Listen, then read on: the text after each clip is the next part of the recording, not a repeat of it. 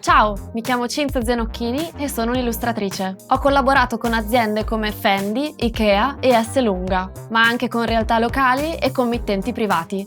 Realizzo inoltre progetti editoriali, soprattutto per il settimanale Io Donna.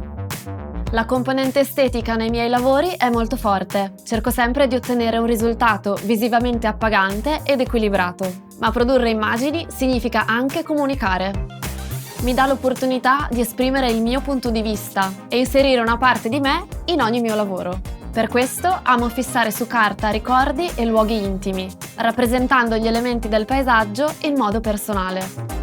A ciò che vede l'occhio aggiungo ciò che percepisco con gli altri sensi, creando un'illustrazione che va oltre la semplice descrizione dello spazio.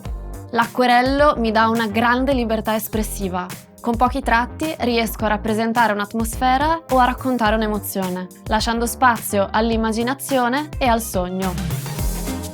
In questo corso Domestica imparerai a esprimere i tuoi ricordi attraverso l'acquerello e a trasformarli in illustrazioni digitali con Photoshop.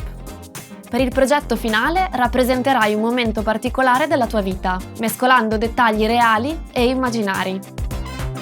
Innanzitutto parleremo di equilibrio compositivo e di come creare l'illusione della profondità. Poi analizzeremo i materiali e come scegliere carta, acquerelli e pennini.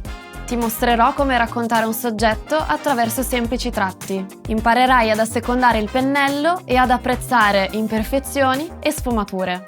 In seguito creeremo una mood board del tuo ricordo, faremo uno schizzo e definiremo gli elementi principali della scena. Quindi, lasciandoci guidare dall'acquerello, creeremo texture e splash di colore. Infine, comporremo l'immagine in digitale e ti mostrerò come aggiungerla al tuo portfolio in maniera originale. Alla fine del corso saprai rappresentare un momento impresso nella tua memoria, usando un mix di acquerello e digitale. Esplora l'espressività dell'acquerello e trasporta chi guarda nel tuo mondo interiore.